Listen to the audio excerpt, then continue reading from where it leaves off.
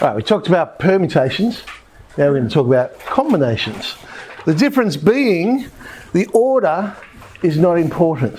So permutations we can think of as an arrangement, whereas combinations is just a selection of objects. So if we're going to arrange our objects in a line, but now the order is not important.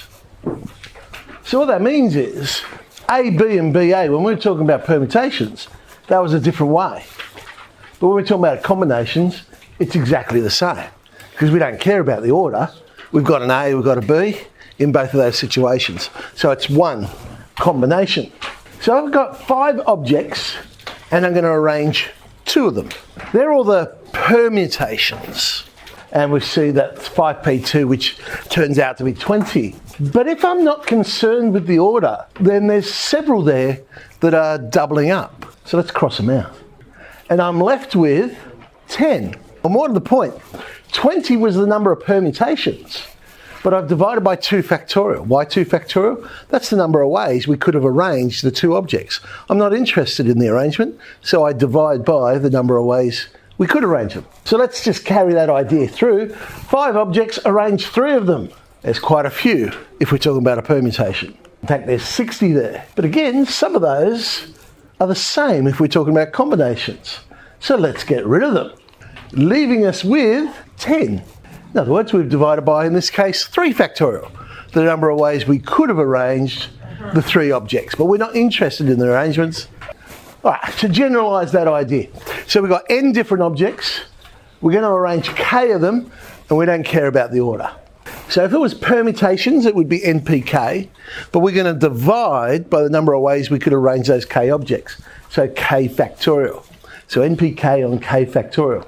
Another way we could write that, because remember npk was n factorial on n minus k factorial. Why on earth would we write it like that? Well, have a look at the 2 numbers on the bottom. You've got n minus k factorial and k factorial. In fact, they add up to be n. So the 2 numbers always add up to be the number on top. There is a button for that one too. NCK you'll find on your calculator. So we'll work out the number of combinations.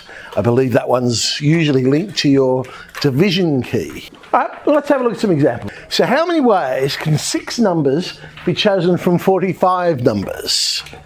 It's a popular thing that happens every week. That's the basis of the game Lotto. I mean, there are variations. Oz Lotto on a Tuesday is, I think, 7 numbers from 45. But the basic Lotto is 6 numbers from 45. All the same idea. You've got to pick how many numbers. And if you get them all right, you'll win a lot of money.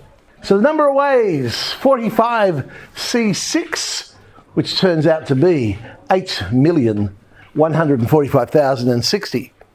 Now, if you've got a few dollars spare and you wanted to play Lotto, I think it's about 70 cents a game. So if you were to cover every possibility, it'd cost you, what's that, about $5.7 million, but you would be guaranteed to win Lotto. That's the good news. Committees of 5 people. We want to form a committee. When we're forming committees, we don't care about the order we're picking, we're just choosing people to go on a committee. So this is a combination. So how many are possible if we're simply going to just choose from this group of people? Well, it'll be 11 C5s, because again, it doesn't matter that I've got 7 men, 4 women. It's just 11 people. So there's 462 possible committees. What about if we said, no, only males are going on this committee? 7C5, 21. Well, in this enlightened age, we say, no, there has to be at least 1 woman on the committee. At least, there's that trigger word again. Well, the complementary for at least 1 woman would be all men. So I'll go 462 minus 21, and we get 441 committees. Some popular games of cards involved dealing 5 cards. A lot of games of cards are, and then of course there's 52 cards in a regular pack, and the question is, how many possible hands could we have? Well, there's 52 cards. I'm going to get 5 of them. The order that they're dealt doesn't matter. Just going to get 5. So quite a lot of hands of cards you could have. Well, in one of these types of games you may have heard of, 3 of a kind tends to be okay. So what's the chances of getting a 3 of a kind? First of all, I have to work out which number is going to be the 3 of a kind. There's 13 different, numbers if we call Jack, Queen and King a number. So we first of all choose which one's it going to be, 13C1. Now there's 4 of those in a pack and I want 3 of them, so that's 14C3. And then I need another 2 cards. Notice it's from 48. That's interesting.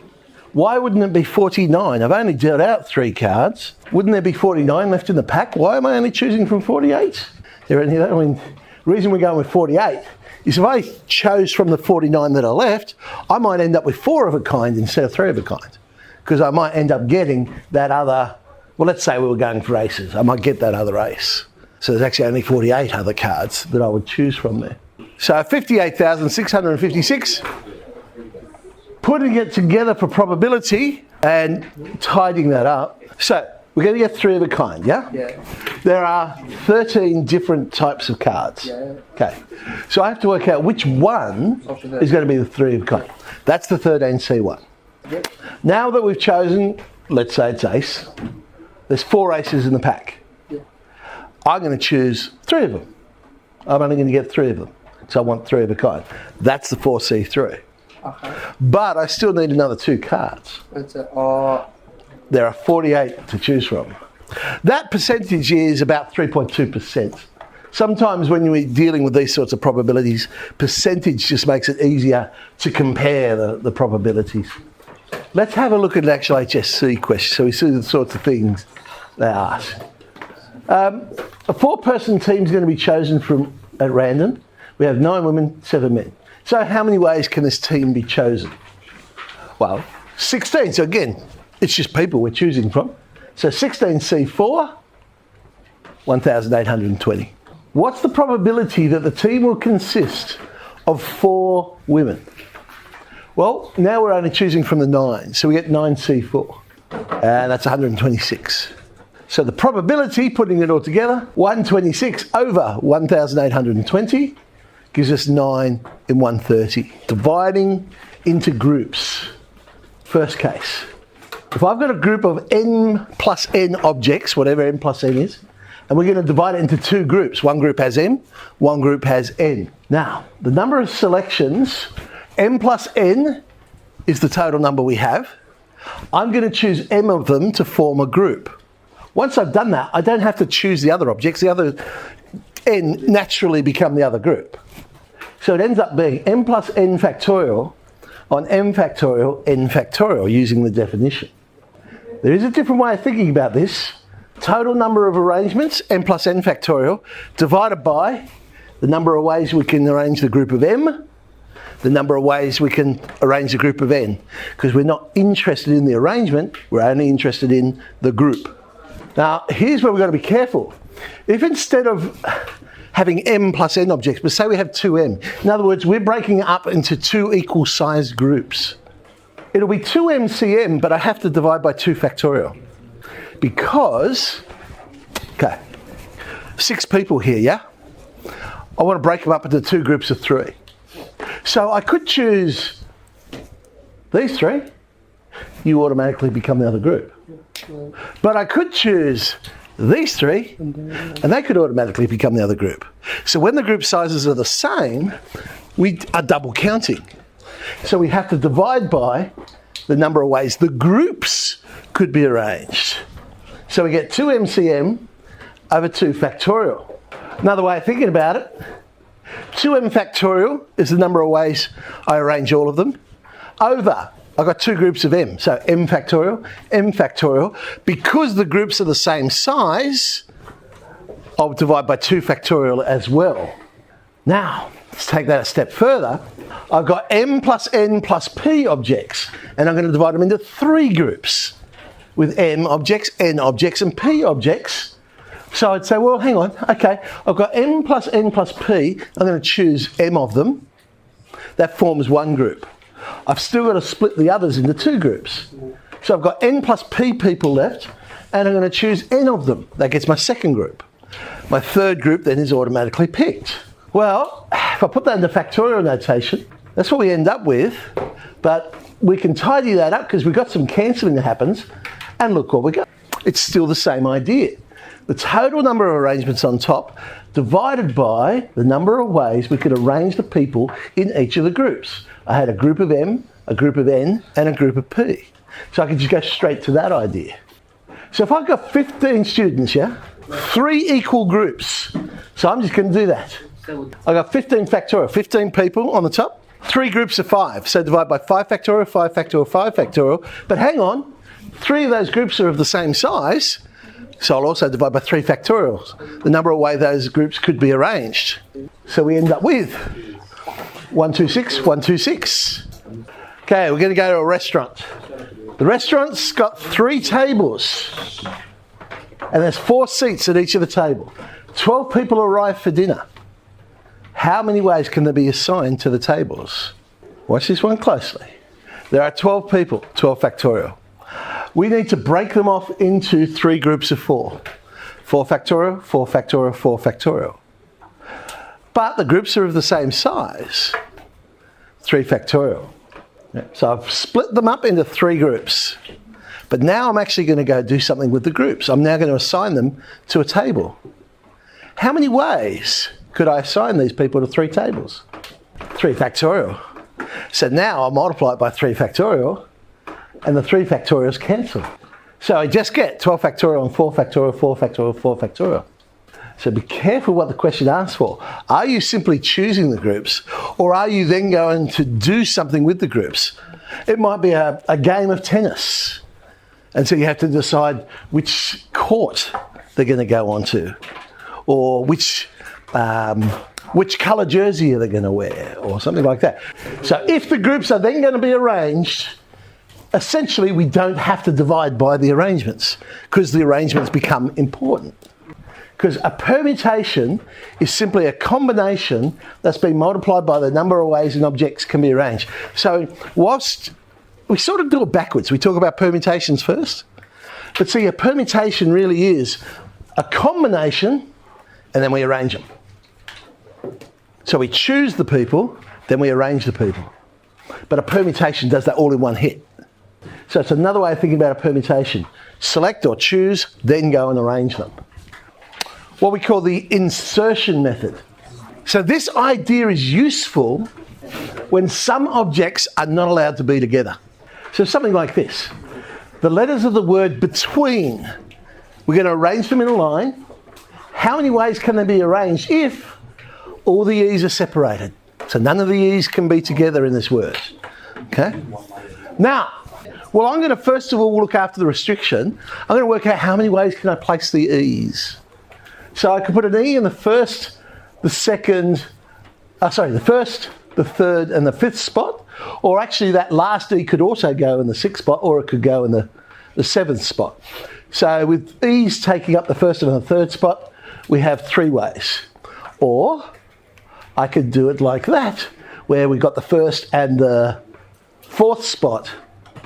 Then E could go in the 2nd spot, or it also could go in the last spot. Another 2 ways. Or I could use the 1st and the 5th spot, but then the other E would have to go in the last spot. So there's one way. Or I could use the 2nd and the 4th, and then the other E would have to go in the 6th spot, but it could also go in the 7th spot. Or I could use the 2nd and the 5th spot, which means the other E would have to go in the 7th spot. So there's another way we could do it. Oh no, there's one more there. So I could go the 3rd, the 5th and the 7th. Another one. All up, 10 spots I could place the E's. There's 10 ways of placing the E's.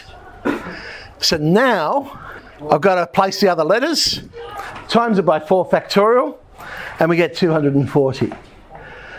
That's probably the traditional way of doing it. Now what the insertion method would do, different way of thinking about it. I'm going to place the unrestricted objects first. So the B, T and the W, the B, T, the W and the N. 4 factorial ways of doing it. But by doing that, I've created spots. There are now 5 places I can put the E's. And if I always insert them between the other letters, they're going to be separated automatically. Now I've got how many E's to place? 3 and 5 places to put them. So it'll be times 5C3. Oh, there's the answer straight away. 240. So a different way of thinking about the problem, but it comes up a heck of a lot quicker. What about if they said exactly 2 of them are together? Then I'd do the same thing, So I'd start off with 4 factorial. But now, instead of being 5C3, it'll be 5P3 because 2 of the E's are together. So it's like I've got this letter called double E and I've got this other letter E. They're now different letters. So the way they're arranged makes an importance. So it'll be times 5P2 instead of C2. 480 ways of doing it. Now, this is good when you've got large groups and you want to divide them into smaller groups. So we've got 3 pirates. And our pirates are sharing out the contents of a treasure chest. And they contain 48 gold coins, but there's also 2 lead coins in there. The first pirate takes out coins one at a time, and he can have all the treasure until he hits a lead coin. And when he pulls out the lead coin, that's it. That's his treasure. The second pirate then comes along and goes, righto, he can take as many coins out as he likes until he gets the second lead coin. And that's his treasure. And then the last pirate gets the rest. How many ways can these coins be distributed? I could think of this question a different way. Instead of them being coins, I could think of them as being letters. And if I said to you, how many ways can 2 L's and 48 G's be arranged? L's standing for the lead coins, G's being the gold coins. The L's, if you like, are the separators. There'd be 50 factorial and 48 factorial, 2 factorial.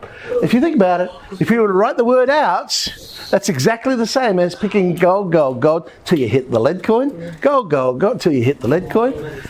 Bang. There it is. 1,225. Okay. So, let's now go to, now we've got that idea, here's an HSC question. An extension 2 HSC question. How many ways can 10 identical coins be allocated into 4 different boxes? 4 different boxes. So now, I haven't got the lead coins. I'm just going to call them S. If I pull out an S, that will separate. Start the next box. And so on. So now the question becomes, how many ways can I arrange 3 S's and 10 C's? The S's, if you like, is the space between the boxes. So it's not even. You made them up. I made them up. They're the separators.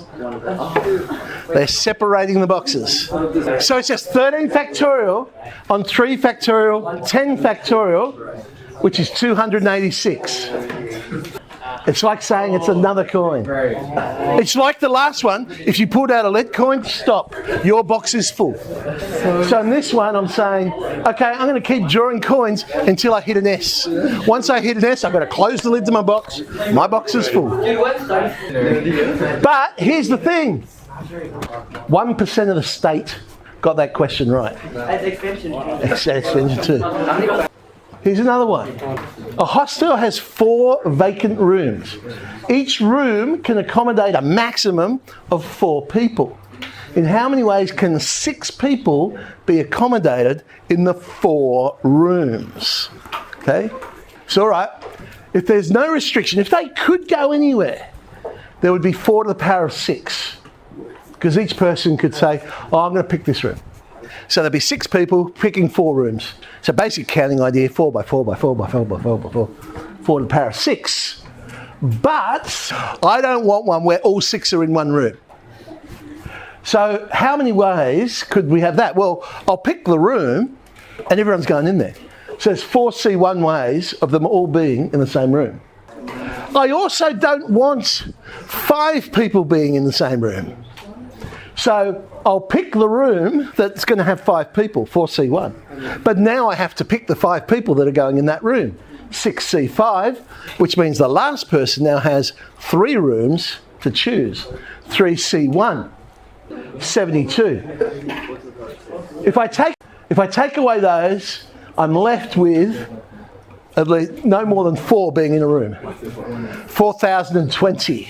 15% got that one right. So you think, that's pretty good. Except, that was a multiple choice question. You would think multiple choice, 25% are going to get it right, aren't they? Only 15% got it right. 14E we'll have a go at.